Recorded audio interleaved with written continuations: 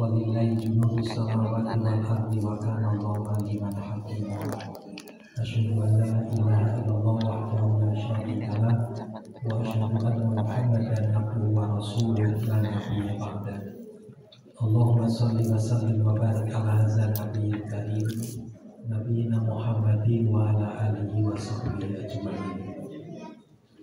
Yang saya muliakan Bapak Dr. Surya Kumono beserta teman-teman dari buah. Yang saya muliakan Ibu penasihat dari Ibu Yogi, Ibu Nufil Digital. Yang saya muliakan Ibu Direktur Prof. Dr. Insinyur Diana Arfiat MS, para wakil direktur yang saya hormati, seluruh kepala sekolah CC Bunda Lima sama SD, SMP, SMA, Bapak Ibu keluarga besar Brawijaya Smart School yang mudah-mudahan senantiasa mendapat rahmat dari Allah Subhanahu wa Ta'ala. Kita bersyukur kehadirat Allah Subhanahu wa Ta'ala dengan limpahan rahmatnya. Hari ini kita berturut-turut bisa mengikuti kegiatan tadi, mulai dari upacara sampai di Sangat Gerida sampai sekarang lanjut ke sini. Semuanya karena kita dianugerahi sehat walafiat, sempat dan kuat sehingga bisa beraktivitas sampai pada siang hari ini. Mudah-mudahan seluruh kegiatan kita menjadi amal yang solid dan mendapat ridho dari Allah Subhanahu wa Ta'ala. Bapak Ibu yang dirahmati Allah, saya mendapat amanat untuk menyampaikan materi ini.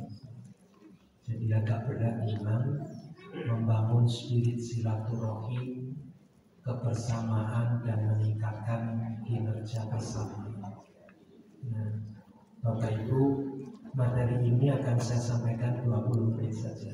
Tadi sudah deal sama panitia. Saya dikasih waktu 30 menit, sudah kebanyakan sebenarnya. 20 menit saja. Yang penting intinya. Nah, Bapak Ibu yang dirahmati Allah, silaturahim itu berasal dari dua kata. Silah itu menyambung, ar-rahim kasih sayang. Jadi kata menyambung itu mesti aktif.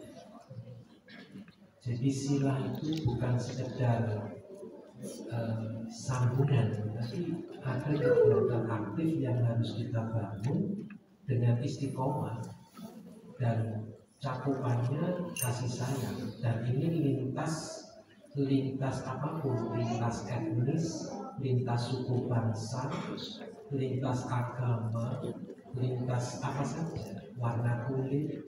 Karena apa? Silaturahim itu kebutuhan dasar manusia.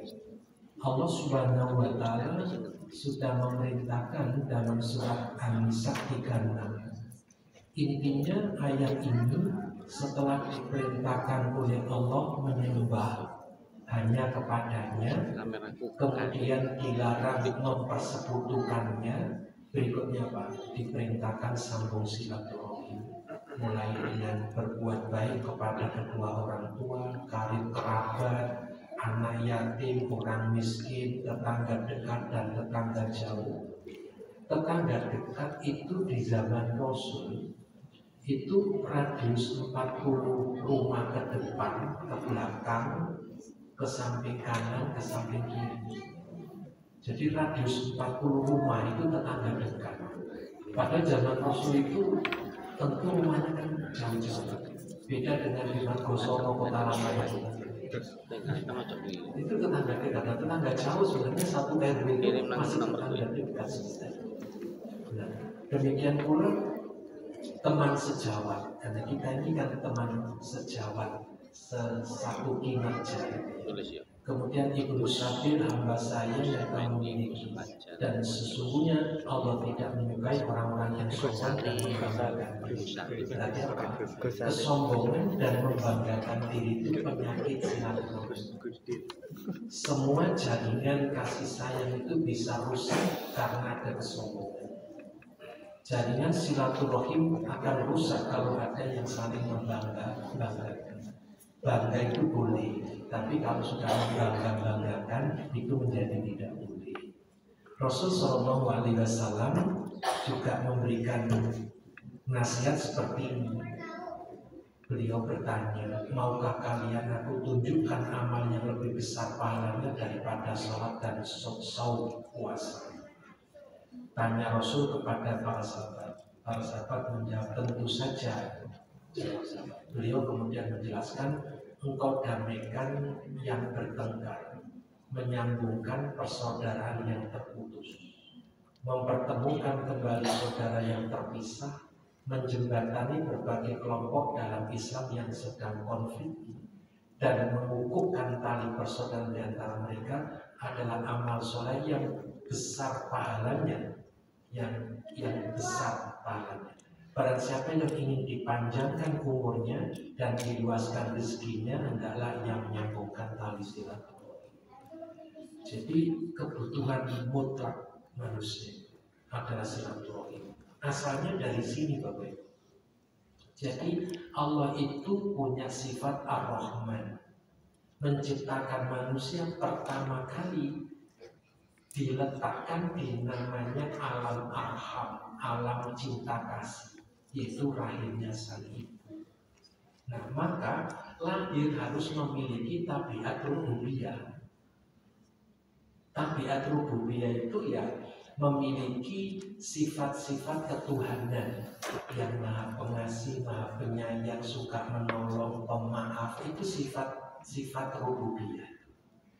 Nah apalagi Allah Subhanahu wa Ta'ala memerintahkan dengan argumentasi yang tidak bisa terbantahkan. Dan kami perintahkan kepada manusia berbuat baik kepada kedua orang ibu bapaknya.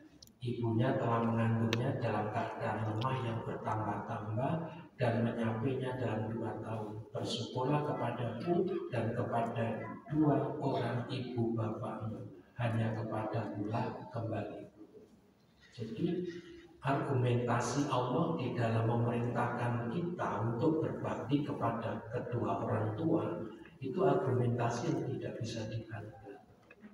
Karena itu kalau sampai anak durhaka kepada orang tua, dan jangankan durhaka, jengkelkan saja, seringkali orang tua mengatakan, awakmu disitu metu tukon didoleh, mana kali gue biasanya gitu, saking gregetnya biasanya.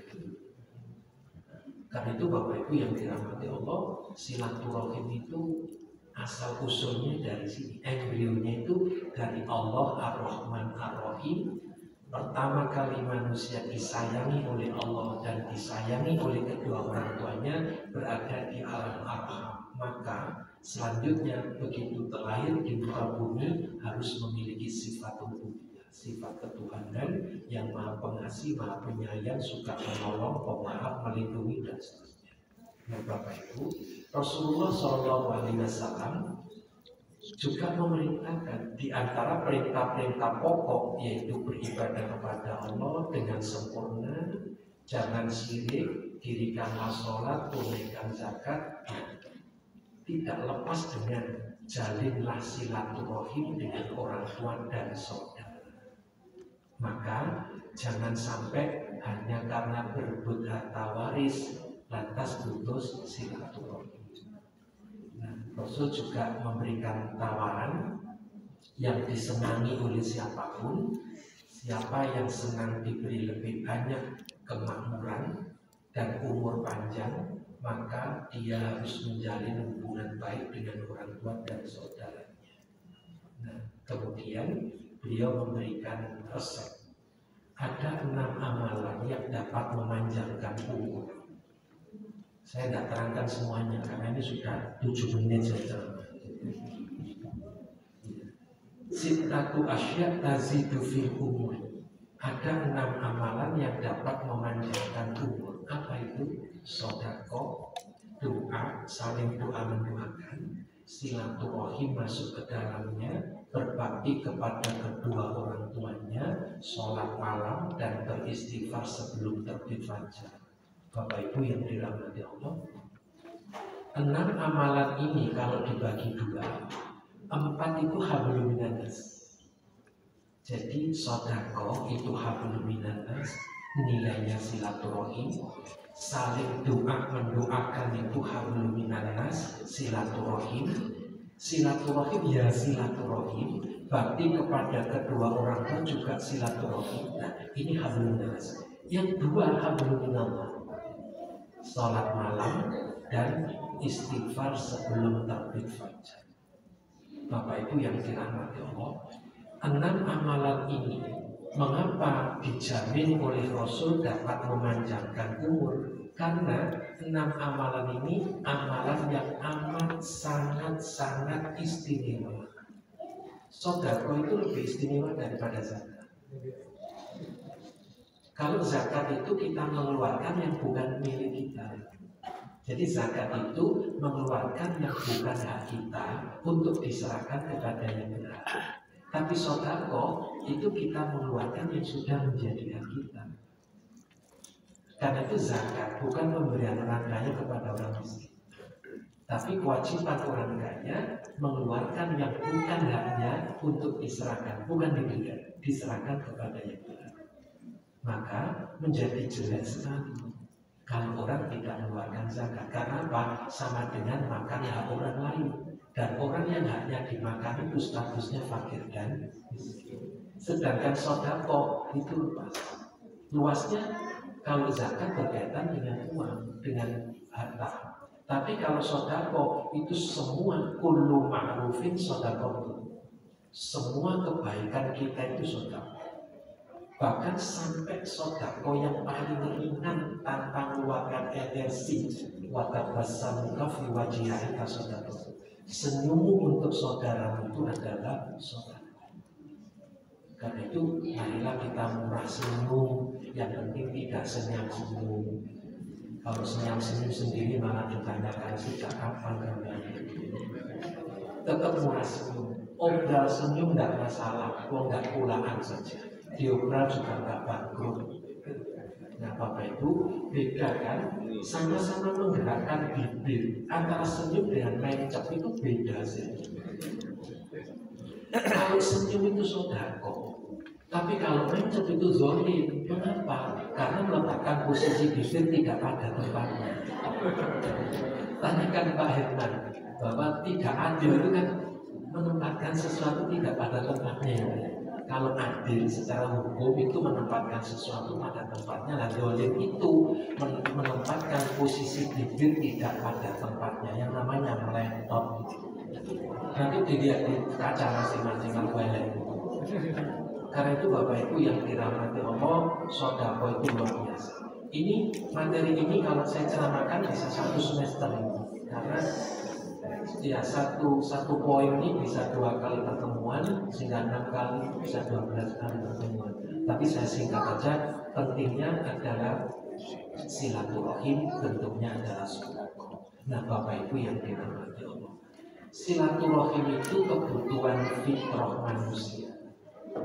Manusia itu butuh cinta kasih, butuh dihargai, butuh apresiasi, butuh perhatian. Kalau putus silaturahim, gelisah, putus cinta kasih, tidak nyaman jika ada permusuhan, tidak tenang jika mendapat perlakuan diskriminatif.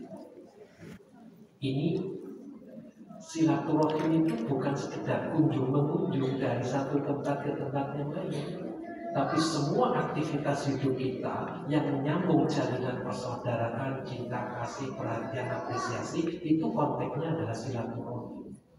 Dan itu menjadi kuat manusia.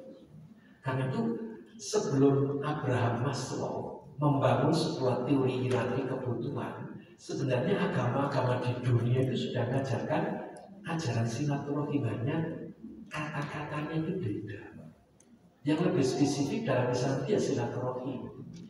Di agama lain mungkin ajaran cinta kasih, ajaran apa, kemanusiaan, humanisme dan sebagainya. Jadi semua nabi dan rasul itu mengajarkan hablum minannas. Nggak mungkin Nabi nggak mengajarkan hablum minanas itu tidak. Nah, Abraham Maslow membangun teori ini kebutuhan. Dan manusia itu akan gelisah sekali kalau kebutuhan ininya tidak terpenuhi. Sampai Abraham Maslow mengemukakan bahwa kebutuhan aktualisasi diri merupakan kebutuhan yang terdapat 17 meta kebutuhan. Jadi manusia itu pada kebutuhan, pada kemauan, pada keinginan, pada kehendak. Contoh, Bapak itu kalau masuk ke mall itu maunya barang sama yang dibeli semua. Untungnya ada arti karat bolong akhirnya aja kan ATM-nya penuh gitu, wah semua yang dilihat itu karena kebutuhan membuat termasuk dalam hal silaturahmi. Nah, maka Bapak, langkah yang paling strategis saya menemukan sebuah filsafat begini. Langkah pertama untuk membangun silaturahim itu adalah membangun rasa cinta. Jadi orang yang memandang dengan rasa cinta tidak pernah bisa melihat kelemahan dan kekurangan orang yang dicintai. Sebaliknya, orang yang memandang dengan rasa benci maka tidak akan pernah bisa melihat kebaikan dan kelebihan orang yang dibenci. Jadi cinta dan dengki itu harus betul-betul diwaspadai. Jangan sampai cinta itu dikotori oleh kebencian. Karena kalau sudah cinta itu melihat apapun indah, tidak bisa melihat kekurangan orang yang dicinta. Misalnya suami istri jalan di mall, suaminya itu enggak kemudian istrinya itu gemuk, besar, pendek, pesek. Misalnya. Nah, apa yang terjadi? Suami istri ini berjalan mesra, tidak menghiraukan komentar orang, tapi orang di kanan kiri komentar. Kok iso duwe bojo ngono? Padahal yang lakoni itu iso. Ngapain yang melihat kok bertanya, kok iso duwe bojo ngono? Yang kedua, itu artinya apa? Kok gak ketok aku? Berarti apa? Orang itu, suami ini sudah bisa melihat istrinya dengan mata cinta, sehingga kekurangannya tidak terlihat. Sedangkan orang lain melihat pasangan itu dengan mata iri, sehingga ungkapan yang muncul adalah ketok. Ya kan? Nah, karena itu Bapak Ibu yang dirahmati Allah, bermodalkan cinta, hidup itu akan indah dan damai, selamat, tidak ada masalah. Tapi kalau sudah ada kebencian, ada macam-macam, itu yang menyebabkan cinta itu menjadi rusak. Nah, karena itu Rasulullah SAW memberikan rambu-rambu bahwa bahayanya putus cinta itu sampai berdampak di akhir. Bahayanya putus silaturahim yang dilandasi dengan cinta itu, kalau sudah putus silaturahim itu yang muncul adalah permusuhan. La yadkhulul jannata qani'un, tidak akan masuk surga seorang yang putus, itu putus dari kekerabatan silaturahim. Nah, Bapak Ibu, saya membangun ini, Pak. Jadi tangga penderitaan karena putus silaturahim itu sampai 9. Dan ini menyakitkan semua. Ini materi terakhir. Masih tinggal 4 menit ya. Nah, Bapak Ibu yang dirahmati, tangga penderitaan karena putus silaturahim itu pertama mesti permusuhan. Orang punya musuh itu nggak nyaman. Ketemu melengos, mau simpangan cari jalan alternatif. Di ruangan ber-AC kalau ada musuhnya tetap rasanya sumur. Jadi nggak nyaman ketemu musuh. Mau tidur ingat musuh, mau makan ingat musuh, greget terus. Dia kalau nyambel ingat musuh, sambil soal belum ada. Tapi untuk apa? Kalau manfaatnya hanya untuk melembutkan sambal, blender ada sekarang. Ngapain harus menyiksa diri dengan mengenang atau mengingat yang dimusuhi? Nah, ibu-ibu sekalian, orang itu kalau punya musuh mesti suudzon, buruk sangka kepada yang dimusuhi. Dan itu jelek. Karena apa? Orang buruk sangka itu lebih dulu buruk, sedang yang disangka buruk belum tentu buruk. Karena itu orang yang nyangka buruk itu lebih dulu buruk. Karena apa? Memasukkan pengaruh keburukan kepada dirinya. Perasaannya buruk, pikirannya buruk, hatinya buruk, penglihatannya buruk, pendengarannya buruk, buruk semua. Ya sama dengan sejak pagi hari pakai kacamata hitam sampai jam 12 bilang sejak tadi kok mendung. Bukan mendung, karena matamu itu dibatasi oleh kacamata hitam. Suudon itu dan menyiksa. Nah, aktivitas orang suudon mesti tajasus. Mesti tajasus. Tajasus itu mencari-cari aib, kekurangan, kelemahan orang yang disuudoni. Untuk apa? Untuk menjadi bahan hibah. Jadi kalau tajasus sudah dapat menjadi bahan hibah, hibah itu gunjing. Maka teorinya begini, orang tidak akan bisa gunjing kalau tanpa bahan. Maka bahan yang didapat hasil tajasus semakin banyak, semakin khusyuk dalam menggunjing orang lain. Apalagi yang digunjing itu musuhnya. Waduh, terus bumbunya itu dari sana sini dikumpulkan, lezat. Tapi menyiksa itu ghibah. Kalau sudah ghibah, tangga berikutnya namimah, mengadu domba. Kalau sudah mengadu domba, saling benci, membenci. Kalau sudah saling benci, membenci, saling dengki, mendengki. Kalau sudah saling dengki, mendengki, saling menebar fitnah. Puncaknya di mana? Tangga ke-9 adalah dendam. Apalagi dendam ke-10. Kalau 9 tangga siksaan gara-gara putus silaturahim tidak segera dicairkan, ini akan berdampak Bapak. Akan berdampak menghambat ini. Di lembaga manapun tantangan masa depan itu sangat berat. Persaingan global menuntut kekuatan kita. Kekuatannya ada di sini. Kita perlu bersinergisitas, perlu caring, perlu sharing, perlu kolaborasi. Untuk bahan apa? Inovatif dan kreativitas. Nah, kalau hidup kita ini disiksa oleh 9 tangga gara-gara putus silaturahim, ini menghambat sekali. Sampai sini dulu aja cukup, sudah 20 menit kita cukup.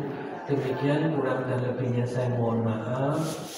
Saya sampaikan doa taqabbalallahu minna wa minkum wa taqabbal ya karim. Semoga amal ibadah Bapak Ibu sekalian diterima Allah, diberi balasan yang berlipat ganda. Mudah-mudahan Allah memberikan kesehatan, sehat walafiat untuk Bapak Ibu sekalian, sehingga bisa berkinerja, bersinergis, berkolaboratif agar dapat meraih peluang sebagai motivasi yang baik.